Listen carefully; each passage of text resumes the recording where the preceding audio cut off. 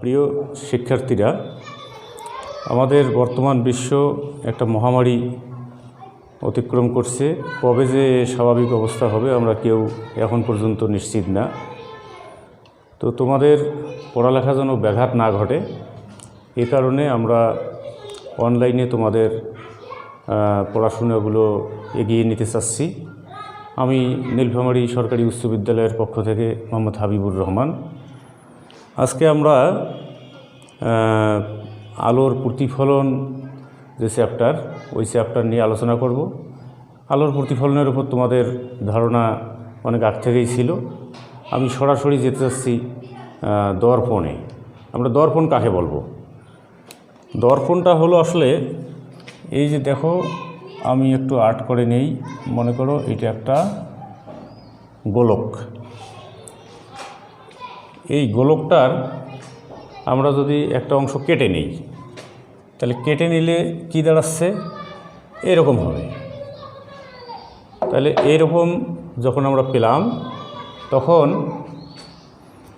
এই অংশবিশেষ, গোলকের যে অংশবিশেষ, এই অংশবিশেষের দুইটা দিক আমরা পাচ্ছি, একটা ভিতরের দিকে, একটা বাইরের দিকে।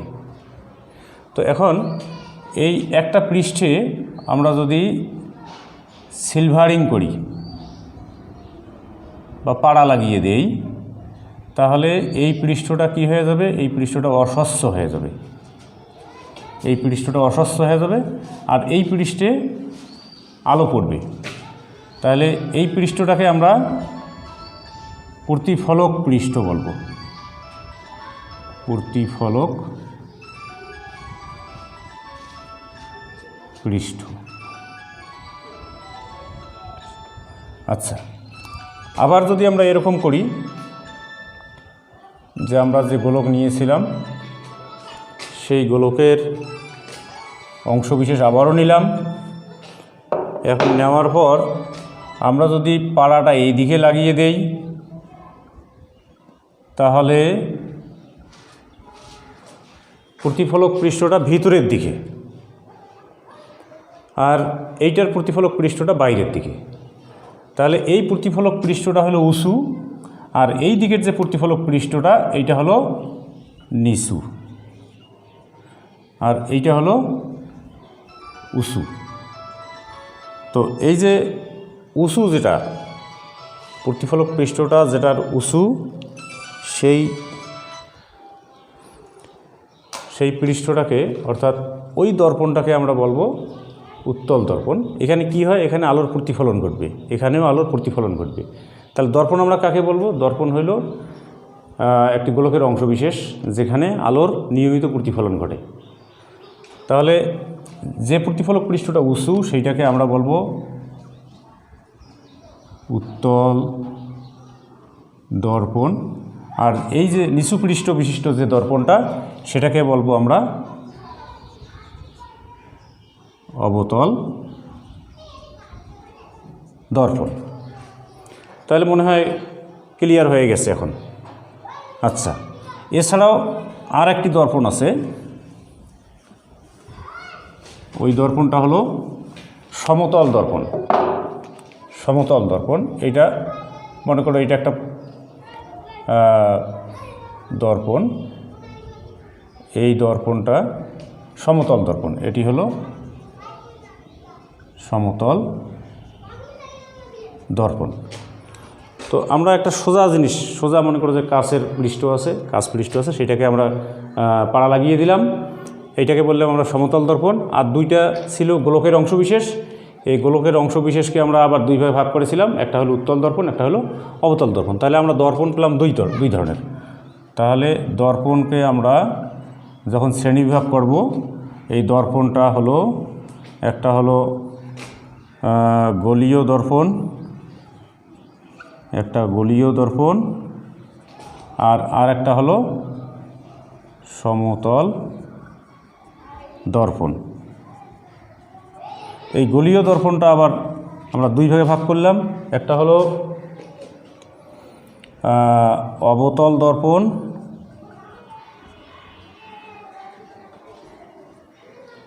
আর একটা হলো উত্তল দর্পণ। আচ্ছা, তাহলে আমার মনে হয় যে তোমাদের কাছে দর্পণ সম্পর্কে আলোচনা ক্লিয়ার হয়ে গেছে।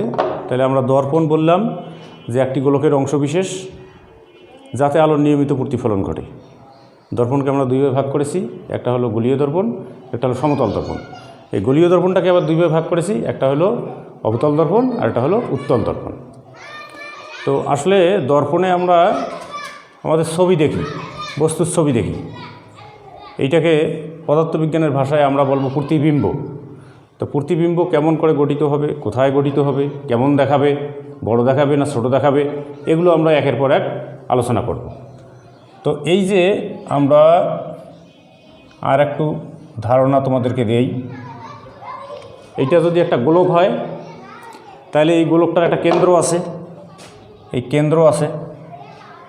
তো দর্পণের ক্ষেত্রে আমরা এইটাকে বলবো বক্রতার কেন্দ্র,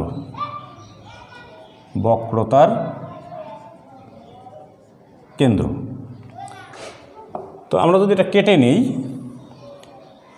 আর যদি আমরা সিলভারিং করি, যে কোনো দিকে সিলভারিং করতে পারি, সমস্যা নাই, তাহলে এই যে এটা গোলক ছিল তার কেন্দ্র, অর্থাৎ দর্পণটা যে গোলকের অংশবিশেষ তাকেই আমরা বলতেছি বক্রতার কেন্দ্র, ওই দর্পণের বক্রতার কেন্দ্র।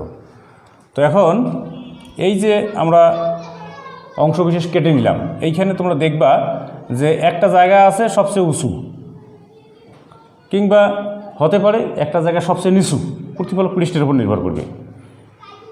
তাহলে ওই যে সবচেয়ে উঁচু কিংবা সবচেয়ে নিচু যে জায়গাটা, ওই জায়গাটাকে বলবো আমরা ওই দর্পণের মেরু। তাহলে এটা মেরু, এইটাকে আমরা সি দিয়ে প্রকাশ করতে পারি, বক্রতার কেন্দ্র। আর দর্পণের যে মেরু সেটাকে আমরা পি দিয়ে প্রকাশ করব। আচ্ছা, তোমরা এখন একটু খেয়াল করো তো, এইটা যদি গোলক হইতো বা বৃত্ত হইতো তাহলে তার এইটা কি হইতো, সি থেকে পি পর্যন্ত একটা সরলরেখা যদি আমরা নেই তাহলে এটাকে আমরা বলতাম যে ওই গোলকের বা ওই বৃত্তের ব্যাসার্ধ। কিন্তু আমরা এখানে এটা গোলক নিয়েছিলাম, গোলকটার আমরা অংশবিশেষ নিয়েছি, আমরা এখানে এইটাকে বলবো বক্রতার ব্যাসার্ধ। তাহলে সিপিটা হলো বক্রতার ব্যাসার্ধ। তাহলে এটা হলো বক্রতার ব্যাসার্ধ, অর্থাৎ দর্পণের বক্রতার কেন্দ্র এবং মেরুয়ের মধ্যবর্তী যে সরল রেখাটা, এটা হলো বক্রতার ব্যাসার্ধ। এটাকে আমরা আর দিয়ে প্রকাশ করব, অর্থাৎ এইটা হলো আর, এইখান থেকে এই দূরত্বটা হলো আর। আচ্ছা, তো এখন দেখো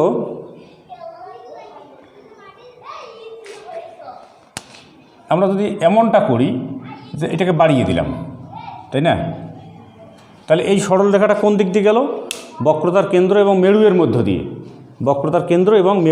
দিয়ে, এই সরল রেখাটা গমন করলো।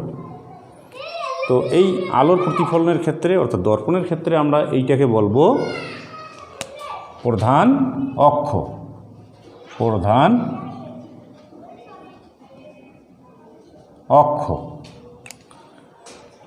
তাহলে প্রধান অক্ষ কি? প্রধান অক্ষ হলো দর্পণের বক্রতার কেন্দ্র এবং মেরুয়ের মধ্য দিয়ে যে সরলরেখা গমন করে সেই সরলরেখাটাকে আমরা বলবো ওই দর্পণের প্রধান অক্ষ। আচ্ছা, তাহলে আমরা এটা মুছে দিই।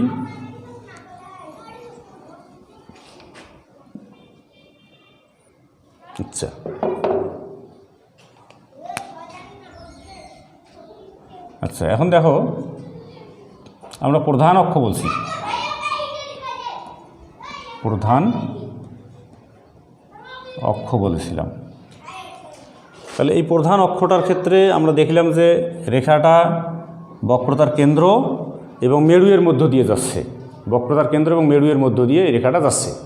তো এমনটা যদি হয়, আমরা যেহেতু এটা কেটে নিয়েছি, দূরত্বটা সমান হবে, কিন্তু কি হবে যদি এমনটা হয় এই বক্রতার কেন্দ্র এবং মেরু ব্যতীত যে কোনো জায়গা দিয়ে যদি এই রেখাটা যায়, মনে করো যে এমনটা যদি হয়,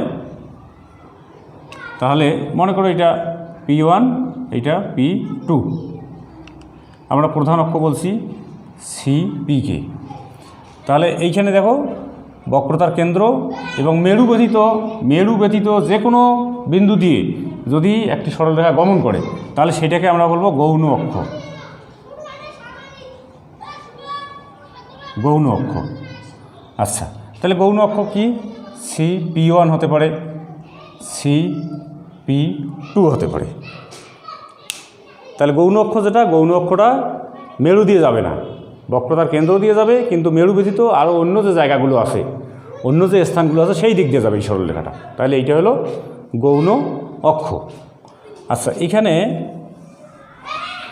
আরও একটা টার্ম আছে, এই টার্মটাকে বলে ফোকাস, প্রধান ফোকাস।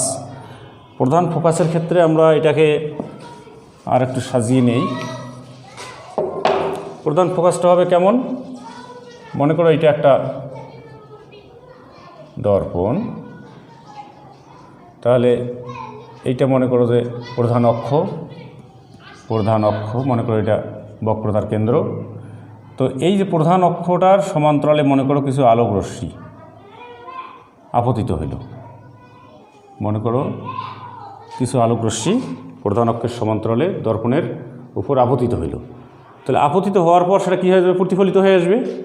তো প্রতিফলিত হওয়ার সময় যে জায়গাটা দিয়ে যাবে বা প্রতিফলিত রশ্মিগুলো যে বিন্দুতে মিলিত হবে সেই বিন্দুটাকে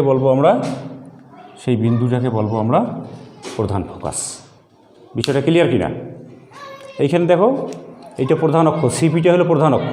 এই প্রধান অক্ষের সমান্তরাল তোমরা নাম দিতে পারো, মনে করো এটা AB আলোক রশ্মি, আর মনে করো এটা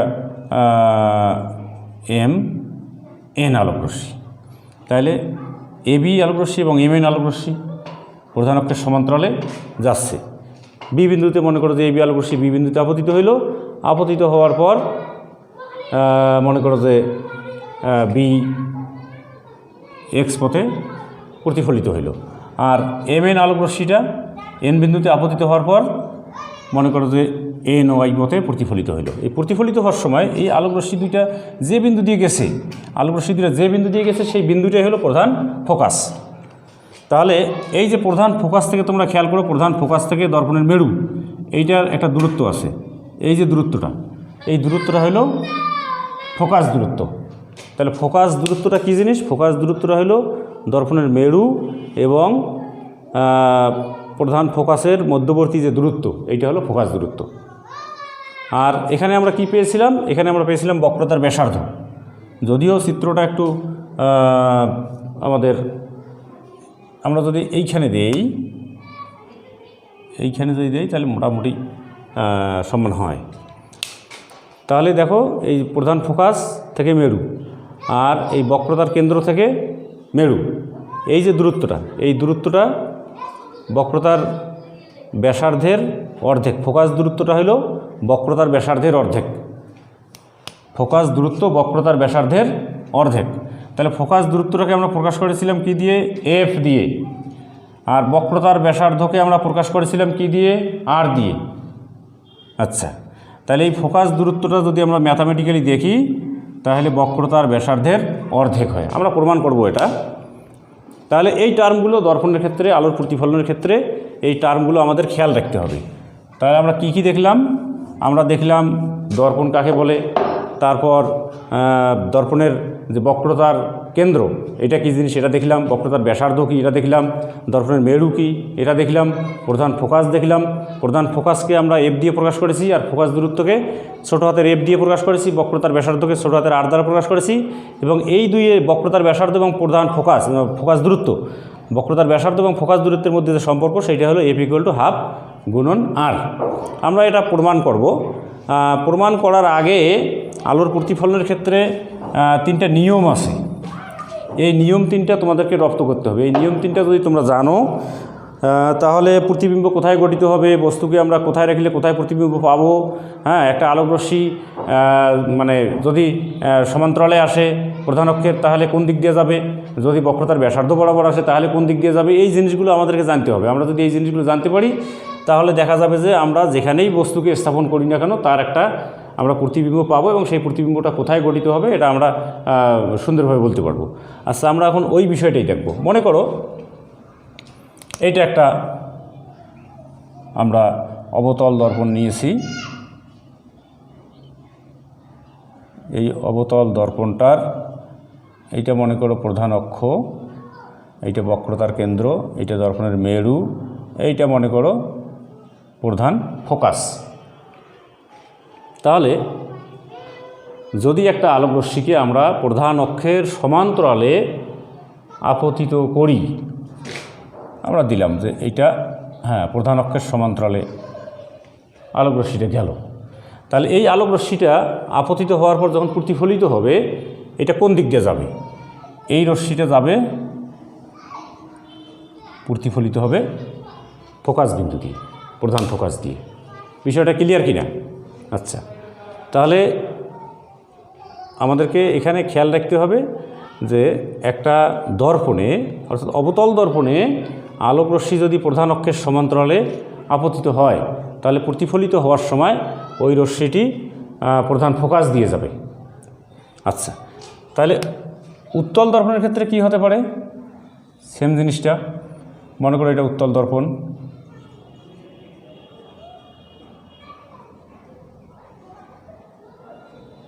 উত্তল দর্পণ। এই উত্তল দর্পণের ক্ষেত্রে আমরা ধরে নিলাম যে এইটা প্রধান অক্ষ, এটা বক্রতার কেন্দ্র, এটা দর্পণের মেরু, এইটা প্রধান ফোকাস। তাহলে এখানে প্রতিফলক পৃষ্ঠ আমাদের এই পাশে। তাহলে মনে করো যে একটা সমান্তরাল একটা আলোকরশ্মি দর্পণের উপর আপতিত হইল। এখন এদিকে সিলভারিং করার কারণে আলোটা আর এদিকে ঢুকতে পারতেছে না, অর্থাৎ ওটা অস্বচ্ছ হয়ে গেছে। তাহলে আলোকটা কী হয়ে যাবে? প্রতিফলিত হয়ে যাবে এই দিক দিয়ে। তাহলে এইখানে যেটা ঘটবে, প্রতিফলিত হওয়ার সময় মনে হবে যেন আলোকরশ্মিটা এই বিন্দু থেকে আসছে, মনে হবে যেন ফোকাস থেকে আসছে। আর এখানে কি হইল? অবতল দর্পণের ক্ষেত্রে ফোকাস বিন্দু দিয়ে গেল। আর উত্তল দর্পণের ক্ষেত্রে কি হচ্ছে? উত্তল দর্পণের ক্ষেত্রে আমরা এখানে দেখতে পাচ্ছি যে ফোকাস বিন্দু থেকে প্রতিফলিত আলোকরশ্মিটি আসছে বলে মনে হবে। তাহলে প্রতিবিম্ব যখন আমরা গঠন করব, কোনো একটা বিন্দু বস্তুই হোক আর বিস্তৃত বস্তুই হোক, তাহলে এই বিষয়গুলো আমাদের খেয়াল রাখতে হবে। আচ্ছা, এখন আরেকটা দেখো, মনে করো এটা একটা অবতল দর্পণ। তাহলে এই অবতল দর্পণের ক্ষেত্রে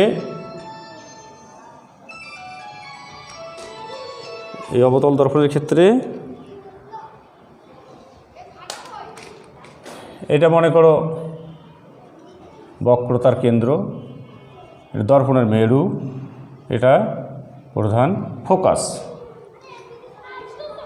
তাহলে যদি এমনটি হয় যে একটি আলোকরশ্মি মনে করো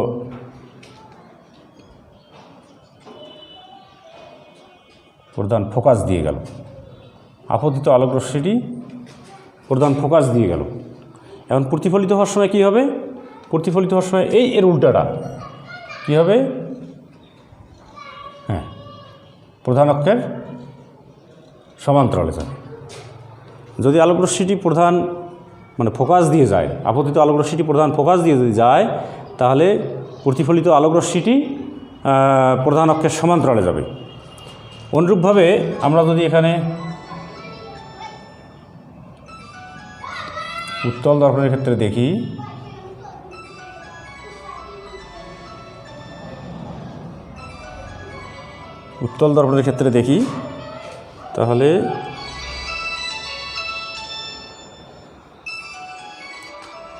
তাহলে কি হবে? তাহলে এটা বক্রতার কেন্দ্র, এটা দর্পণের মেরু, এটা প্রধান ফোকাস। অর্থাৎ এই দিক থেকে আমরা যদি একটা আলোকরশ্মিকে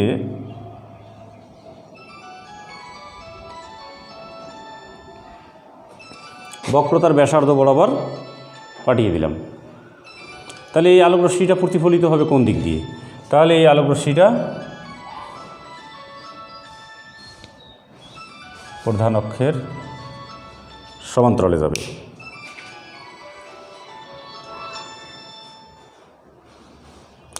হ্যালো হ্যালো, আমি ক্লাস নিচ্ছি।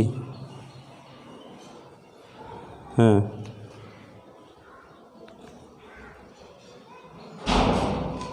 আচ্ছা, সরি। তাহলে এই আলোকরশ্মিটা প্রধান ফোকাস বরাবর এসে প্রতিফলিত হওয়ার সময় কী হবে, প্রধান অক্ষের সমান্তরালে যাবে। তাহলে আমরা এখানে দুইটা জিনিস দেখলাম। একটা হলো একটা অবতল দর্পণের ক্ষেত্রে আমরা দেখলাম কি, যে প্রধান অক্ষের সমান্তরাল একটা আলোকরশ্মি যদি দর্পণের কোনো বিন্দুতে আপতিত হয়, তাহলে প্রতিফলিত হওয়ার সময় এই প্রতিফলিত রশ্মিটি প্রধান ফোকাস দিয়ে যাবে। অনুরূপভাবে এখানে অবতল দর্পণের উত্তল দর্পণের ক্ষেত্রে আমরা দেখলাম যে একটা আলোকরশ্মি যদি প্রধান অক্ষের সমান্তরালে আসে, তাহলে ওই রশ্মিটা, প্রতিফলিত রশ্মিটা মনে হবে যেন প্রধান ফোকাস থেকে আসছে বলে মনে হবে। এরপর যদি একটা আলোকরশ্মিকে আমরা প্রধান ফোকাস দিয়ে পাঠাই, আপতিত আলোকরশ্মি যদি প্রধান ফোকাস দিয়ে যায়, তাহলে প্রতিফলিত আলোকরশ্মিটি কোন দিক দিয়ে যাবে, প্রতিফলিত আলোকরশ্মিটি প্রধান অক্ষের সমান্তরালে যাবে। আচ্ছা, এরপর উত্তল দর্পণের ক্ষেত্রে আবার আমরা দেখতে পারি যে যদি আমরা একটা আলোকরশ্মিকে প্রধান ফোকাস বরাবর আপতিত করি, তাহলে প্রতিফলিত হওয়ার সময় এই আলোকরশ্মিটি প্রধান অক্ষের সমান্তরালে যাবে। আচ্ছা, এরপর আর একটা দেখো, মনে করো এটা একটা অবতল দর্পণ। তাহলে এই অবতল দর্পণটার ক্ষেত্রে আমরা এখানে বক্রতার কেন্দ্র দিলাম, মেরু দিলাম, প্রধান ফোকাস দিলাম। তাহলে এবারে একটা আলোকরশ্মি আমরা বক্রতার কেন্দ্র দিয়ে পাঠিয়ে দেব, বক্রতার কেন্দ্র দিয়ে পাঠিয়ে দেব। তাহলে এই আলোকরশ্মিটা আপতিত হওয়ার পর যখন প্রতিফলিত হবে তখন ওই পথেই চলে যাবে। অর্থাৎ আলোকরশ্মি যদি বক্রতার কেন্দ্র দিয়ে আসে, আপতিত আলোকরশ্মি বক্রতার কেন্দ্র দিয়ে আসলে প্রতিফলিত হওয়ার সময় ওই পথেই ফিরে যাবে, অর্থাৎ যে পথ দিয়ে আসছে সে পথেই ফিরে যাবে। আচ্ছা, এরপর দেখো উত্তল দর্পণের ক্ষেত্রে কি হবে।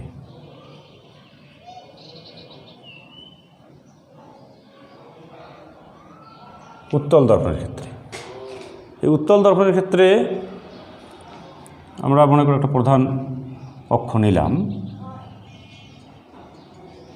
দর্পণের মেরু। তাহলে আমরা যদি এই দিক থেকে একটা আলোকরশ্মি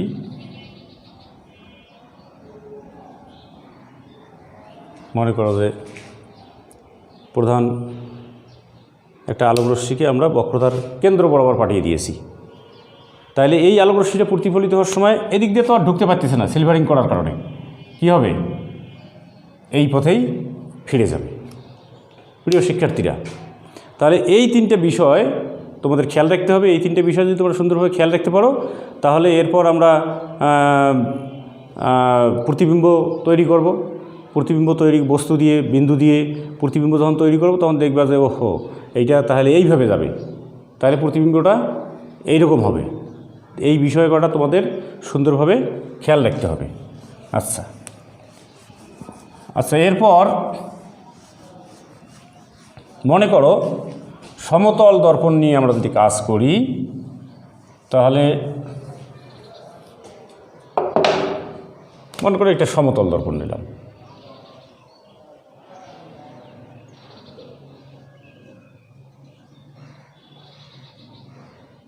এটা একটা সমতল দর্পণ, মনে করো যে এম ড্যাশ একটি সমতল দর্পণ। তাহলে এই সমতল দর্পণের সামনে আমরা মনে করো একটা বিন্দু বস্তু স্থাপন করেছি, ও একটা বিন্দু বস্তু স্থাপন করেছি। এই বিন্দু বস্তু থেকে একটা আলোকরশ্মি মনে করো যে দর্পণের উপর লম্বভাবে আপতিত হইল। তোমরা জানো যে দর্পণের উপর যদি আমরা আলোকরশ্মিকে লম্বভাবে আপতিত করি, তাহলে ওই পথেই ফিরে যাবে, প্রতিফলিত হবে ওই পথেই। আচ্ছা, মনে করো এখানে আর একটি আলোকরশ্মি ও কি দেওয়া যায়, মনে করো যে ওপি দিলাম। ওপি আলোক রশ্মি দর্পণের পি বিন্দুতে তির্যকভাবে আপতিত হইল। এখন তাহলে এই আপতন বিন্দুর উপর আমরা একটা অবিলম্ব অঙ্কন করলাম পিএল। তাহলে আমরা আলোর প্রতিফলনের নিয়ম অনুসারে কি জানি যে এইটা অবিলম্ব, পিএনটা অবিলম্ব আর ওপিটা হলো আপতিত রশ্মি। তাহলে আপতিত রশ্মি এবং অবিলম্বের মধ্যে যে কোণ উৎপন্ন হয় সেটা আপতন কোণ, এটাকে আমরা আই দিয়ে প্রকাশ করেছি। আচ্ছা, এখন আপতন কোণের সমান করে কি হবে, একটা প্রতিফলন কোণ তৈরি হবে। এটা প্রতিফলন কোণ আর, মনে করো এটা ধরে মনে করি টি, তাহলে পিটি আলোক রশ্মিটা প্রতিফলিত হইল। তো এখন এই যে প্রতিফলিত যে আলোক রশ্মি, এই পিটি প্রতিফলিত আলোক রশ্মি, এখানে যদি আমরা দিতাম যে মনে করো যে ও কিউ, তাহলে ও কিউ আলোক রশ্মিটা এটা প্রতিফলিত রশ্মি। কিন্তু এই প্রতিফলিত রশ্মি দুইটা কোত্থেকে আসতেছে আমরা কিন্তু বুঝতে পারতেছি না। এদের যে সোর্সটা ও, কিন্তু এখানে কিন্তু তার চিত্র দেখে মনে হচ্ছে না। আচ্ছা, আমরা যদি এখন একটা কাজ করি যে এইটাকে মনে করো পিছনের দিকে, কিউ আলোক রশ্মিকে আমরা মনে করো পিছনের দিকে বর্ধিত করে দিলাম, আর পিটি আলোক রশ্মিটাকেও আমরা পিছনের দিকে বর্ধিত করে দিলাম। আমি আঁকার সুবিধার্থে এই দিক থেকেই দিলাম, কিন্তু আমরা এটাকে পিছনের দিকে বর্ধিত করছি। তাহলে এখন কি মনে হচ্ছে, এখন মনে হচ্ছে যেন এই যে কিউ আলোক রশ্মি, এইটা একটা নাম যদি আমরা দিই আই, তাহলে আই বিন্দু থেকে আসছে বলে মনে হচ্ছে। অনুরূপভাবে পিটি যে আলোক রশ্মিটা আছে, এই পিটি আলোক রশ্মিটাও মনে হচ্ছে আই বিন্দু থেকে আসছে, তাই না? তাহলে এই যে আই বিন্দুটা, আই বিন্দু থেকে এই আলোক রশ্মি আসতেছে, কিন্তু আসলে আসতেছে কোত্থেকে, ও থেকে। এতে সোর্সটা হলো ও, কিন্তু মনে হচ্ছে যে আই বিন্দু থেকে আসছে। তাহলে এই আই বিন্দুটা হলো ও এর প্রতিবিম্ব। এর অবস্থানটা কোথায় তোমরা দেখো, এইটা আয়নাটার সম্মুখভাগ, আর প্রতিবিম্ব যেখানে তৈরি হয়েছে এই প্রতিবিম্বটা হলো আয়নার পশ্চাতে, পিছনে। আচ্ছা, তাহলে আমরা দেখি যে এখানে একটা বস্তুকে যদি আমরা দর্পণের সামনে স্থাপন করি, তাহলে তার প্রতিবিম্বটা দর্পণের পিছনে কত দূরে গঠিত হয় আমরা এটা দেখব। আচ্ছা, তোমরা একটু খেয়াল করো তো, তোমরা ক্লাস 6-এ জ্যামিতি পড়ছিলা, জ্যামিতিতে দেখছিলা যে দুইটা সমান্তরাল রেখা, এইটা সমান্তরাল রেখা দ্বয়কে ছেদ করছে। তাহলে ছেদ করার ফলে এখানে একটা একান্তর কোণ, এখানে একটা মানে দুইটা কোণ উৎপন্ন হয়েছে, একান্তর কোণ। এই একান্তর কোণগুলো কেমন, পরস্পর সমান। আচ্ছা, তাহলে এইখানে দেখো আমরা যদি বলি যে ও কিউ সমান্তরাল পি এন, আর ওদের ছেদককে ও পি উহাদের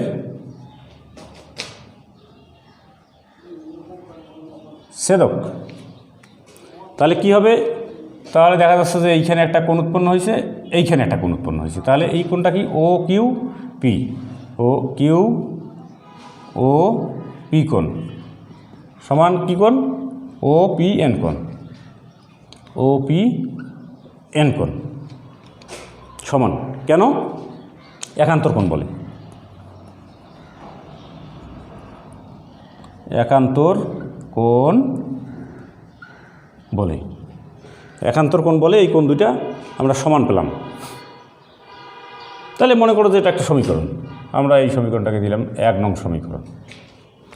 আচ্ছা, এখন দেখো এই যে দেখো আমাদের আই কিউ ও, বা মনে করো যে আই ও সমান্তরাল কি পি এন, আর এই রেখাটাকে ছেদ করছে কোন রেখাটা, আই পি টি, উহাদের ছেদক। তাহলে কি হবে, এখানে তোমরা দেখছো যে এইটা যদি এরকম হয়, যদি এরকম হয়, তাহলে কি হলো, এখানে একটা কোণ উৎপন্ন হয়েছে, এখানে একটা কোণ উৎপন্ন হয়েছে। এই কোণ দুইটার নাম অনুরূপ কোণ, এবং এই কোণ দুইটা মানে পরস্পরের সমান। তাহলে আমরা কি পাবো, অতএব এই কোণটা আর এই কোণটা সমান হবে। তাহলে এখানে এই কোণটা কি, কিউ আই পি, তাহলে কিউ আই পি কোণ সমান কি হচ্ছে, সমান হলো এন পি টি কোণ, এন পি টি কোণ। কেন, অনুরূপ কোণগুলো পরস্পর সমান, অনুরূপ কোণ বলে, অনুরূপ কোণ গুলো পরস্পর সমান। তাহলে এইটাকে মনে করো যে আমরা 2 নং সমীকরণ দিলাম। আচ্ছা, এরপর আলোর প্রতিফলনের যে 2টা সূত্র, এই আলোর প্রতিফলনের সূত্র 2টা কেমন ছিল? যে আপতন কোণ আর প্রতিফলন কোণ সমান। আপতন কোণ এবং প্রতিফলন কোণ সমান। আপতন কোণ কোনটা? OPN কোণ। তাহলে তোমরা একটু খেয়াল করো, আপতন কোণ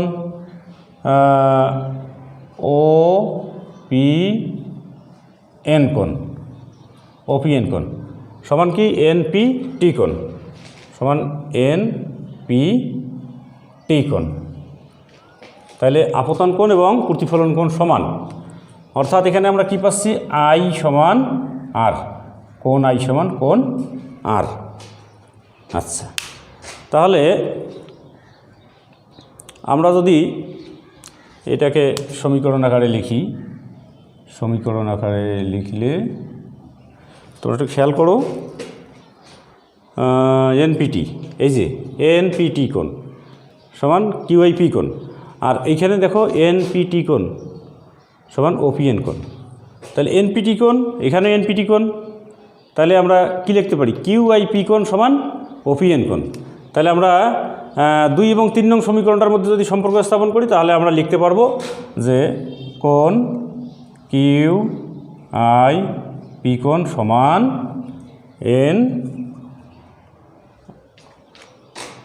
OPN কোণ, OPN কোণ। আচ্ছা, তাহলে NPT কোণ সমান NPT কোণ সমান R। তাহলে এইখানেও আমরা R দিতে পারি, তাই না? আবার কি দিতে পারি? এই কোণ আর এই কোণটা সমান, তাহলে এখানে আমরা I দিতে পারি। আচ্ছা, তাহলে এটা একটা গেল। তাহলে এখানে তোমরা আবার খেয়াল করো, 1 এবং 3 নং সমীকরণ দেখো OPN কোণ, এখানেও দেখো OPN কোণ। তাহলে QOP কোণ সমান QOP কোণ, QOP কোণ সমান NPT কোণ, NPT কোণ, তাই না? তাহলে QOP কোণ কোনটা? QOP কোণ মানে I সমান NPT কোণ, NPT কোণ এইটা R কোণ। তার মানে এইটা সমান এইটা, আবার এইটা সমান এইটা, তার মানে এইটা সমান এইটা। আচ্ছা প্রিয় শিক্ষার্থীরা, তাহলে তোমরা এখন একটু খেয়াল করো,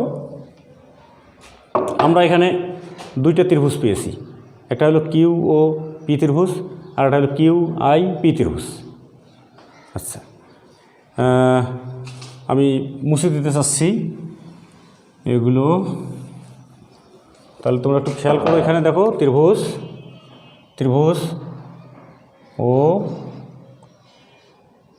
QOP এবং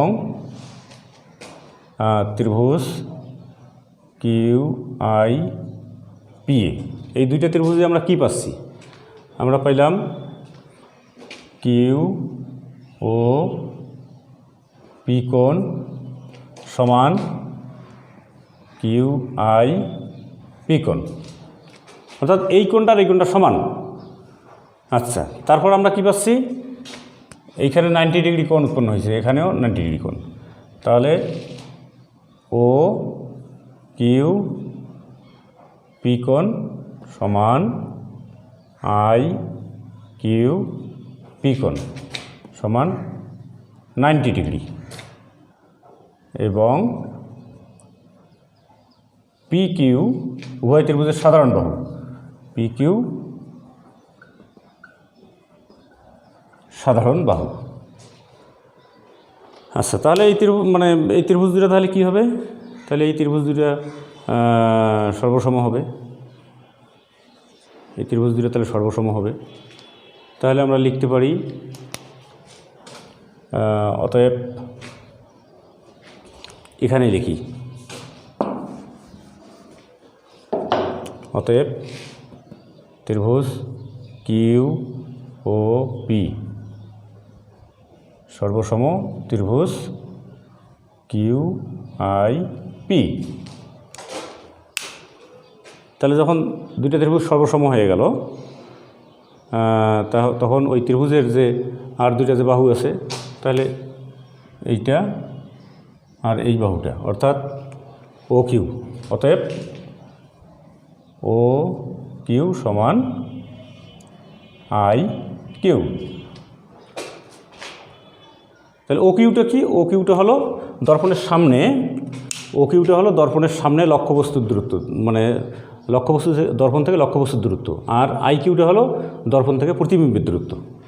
অর্থাৎ আমরা এখানে কি পেলাম?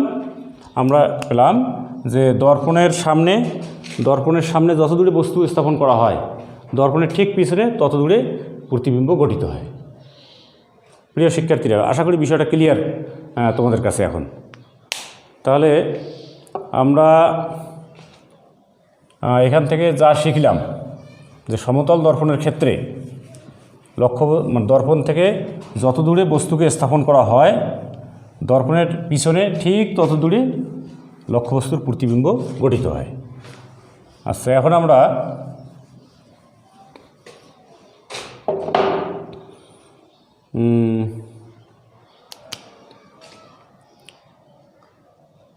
অবতল দর্পণের ক্ষেত্রে দেখব। মনে করো এটা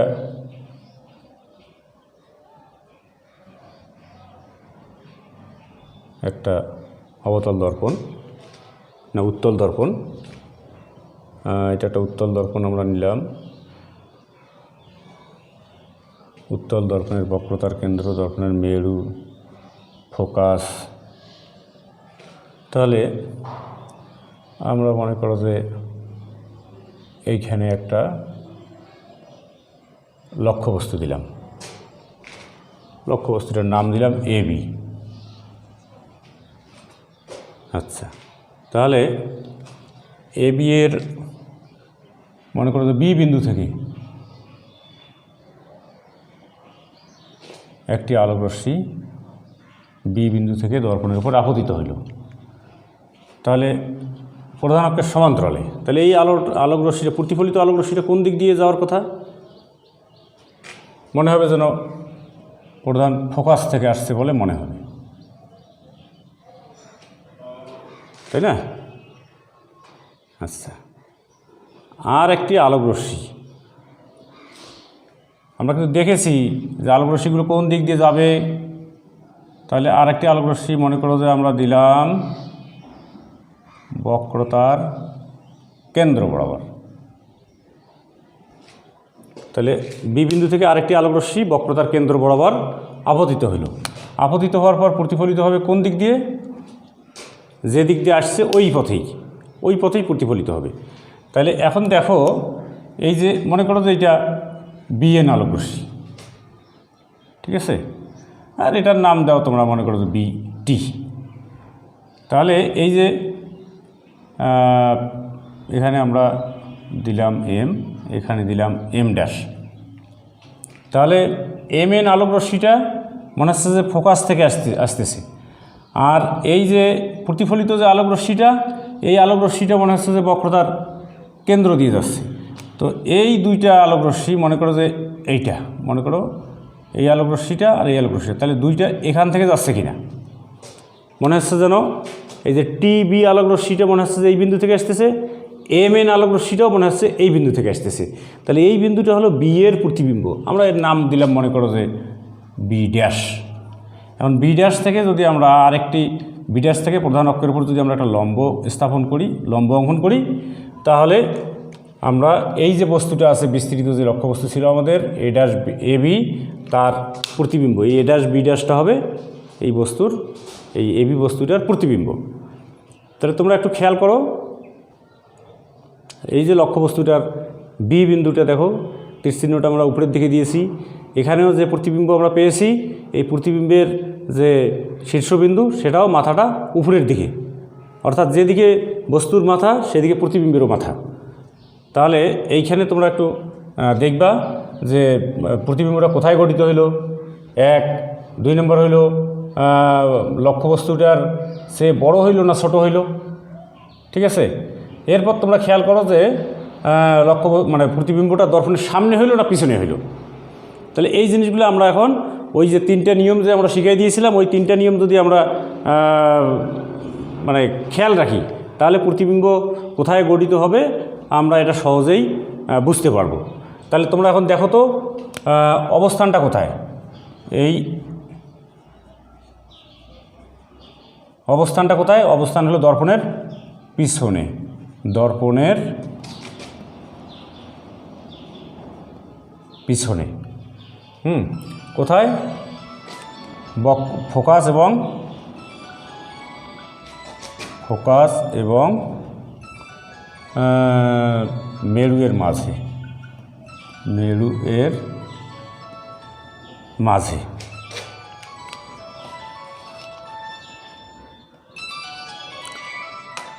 আচ্ছা।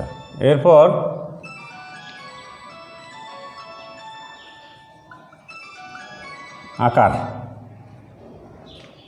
আকারটা কেমন হলো? আকারটা হলো ছোট, মানে খর্বিত, লক্ষ্যবস্তুর চেয়ে ছোট। আর প্রকৃতিটা কেমন?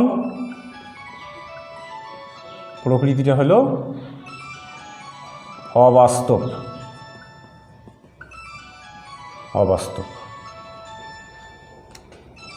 তাহলে প্রিয় শিক্ষার্থীরা, আমরা এখানে উত্তল দর্পণ নিয়ে কাজ করলাম। উত্তল দর্পণের সামনে আমরা একটা এবি বস্তুকে স্থাপন করেছিলাম। এই বি বিন্দু থেকে একটি আলোকরশ্মি প্রধান অক্ষের সমান্তরালে এসে বিএম আলোকরশ্মি এম বিন্দুতে আপতিত হয়, এমএন পথে প্রতিফলিত হয়। আর একটি আলোকরশ্মি বি বিন্দু থেকে বিটি আলোকরশ্মি, এই বিটি আলোকরশ্মি বক্রতার কেন্দ্র বরাবর এসে ওই পথেই ফিরে যায়, টিভি পথেই ফিরে যায়। তাহলে এই প্রতিফলিত রশ্মিদ্বয়কে আমরা যদি পিছনের দিকে বর্ধিত করি, তাহলে দেখা যাবে যে এই বর্ধিতাংশগুলো বি ড্যাশ বিন্দুতে ছেদ করে বা মিলিত হয়। তাহলে এই বি ড্যাশ বিন্দুটা হলো বি এর প্রতিবিম্ব। এখন বি ড্যাশ থেকে প্রধান অক্ষের ওপর আমরা যদি একটা লম্ব অঙ্কন করি, তাহলে এ ড্যাশ বি ড্যাশ প্রতিবিম্ব আমরা পাবো। এই প্রতিবিম্বটা হলো লক্ষ্যবস্তু আমাদের যে এ বি ছিল তারই। এখন আমরা দেখব যে অবস্থানটা কোথায়। অবস্থানটা হলো দর্পণের পিছনে এবং ফোকাস ও মেরুয়ের মাঝে। এরপর আকারটা কেমন হলো? আকারটা হলো খর্বিত, আর প্রকৃতিটা হলো অবাস্তব। এটা আমরা দেখলাম উত্তল দর্পণের ক্ষেত্রে। অবতল দর্পণের ক্ষেত্রে কেমন হতে পারে? অবতল দর্পণের ক্ষেত্রে মনে করো আমরা একটা অবতল দর্পণ এম ড্যাশ নিলাম, এম ড্যাশ একটি অবতল দর্পণ নিলাম। সি বক্রতার কেন্দ্র, এফ প্রধান ফোকাস, পি দর্পণের মেরু। এখন মনে করো আমরা একটা বস্তুকে স্থাপন করেছি বক্রতার কেন্দ্রে, ঠিক আছে? এর নাম দিলাম আমরা এবি। এটা একটা লক্ষ্যবস্তু। তাহলে কি করব আমরা? প্রধান অক্ষের সমান্তরালে একটা আলোকরশ্মি এখানে পাঠিয়ে দেব। তাহলে এখানে কি হবে? প্রধান অক্ষের সমান্তরালে যেহেতু গেছে, তাহলে আলোকরশ্মিটা প্রধান ফোকাস দিয়ে যাবে। আর একটি আলোকরশ্মি যদি আমরা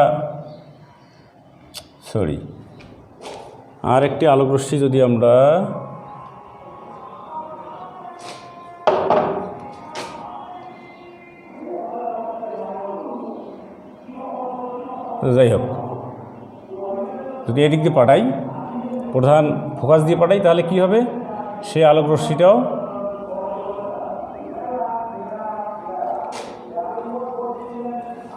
তাহলে সেই আলোকরশ্মিটা কোন দিক দিয়ে যায় আমরা একটু সুন্দর করে একটু অঙ্কনটা করি।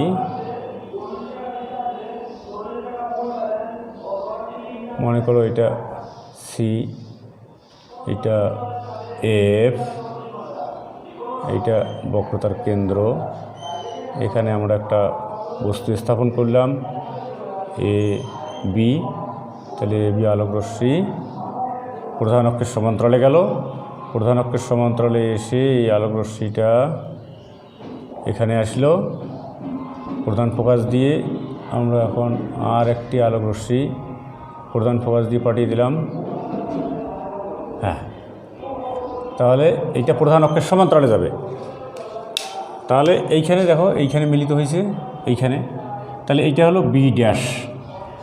এখন এই বি ড্যাশ থেকে প্রধান অক্ষের উপর যদি আমরা একটা লম্ব অঙ্কন করি, তাহলে আমরা এ ড্যাশ বি ড্যাশ প্রতিবিম্ব হব। তাহলে তোমরা এখন খেয়াল করো প্রতিবিম্বটা কোথায় হইল। প্রতিবিম্বটা বক্র মানে প্রধান অক্ষের নিচে বক্রতার কেন্দ্রে। আবার আকারটা কেমন, আকারটা লক্ষ্যবস্তুও যত বড় ছিল প্রতিবিম্বের আকারও ঠিক তত বড় হয়েছে। আর প্রকৃতিটা কেমন, প্রকৃতিটা হলো দেখো এইদিকে শীর্ষবিন্দুটা উপরে, এখানে শীর্ষবিন্দুটা নিচে, অর্থাৎ বাস্তব। ঠিক আছে, তাহলে এই গেল অবস্থান হইল বক্রতার কেন্দ্রে, আকার হলো লক্ষ্যবস্তুর সমান, লক্ষ্যবস্তুর সমান, আর প্রকৃতি হলো বাস্তব ও সিধা। তাহলে প্রিয় শিক্ষার্থীরা, আজকে এই পর্যন্তই থাক। আগামীতে ইনশাল্লাহ আবার দেখা হবে। তোমরা পড়াশোনা ভালো করে করিও এবং যখনই স্কুল খুলবে তখনই তোমরা স্কুলে নিয়মিত হইও। আল্লাহ হাফেজ।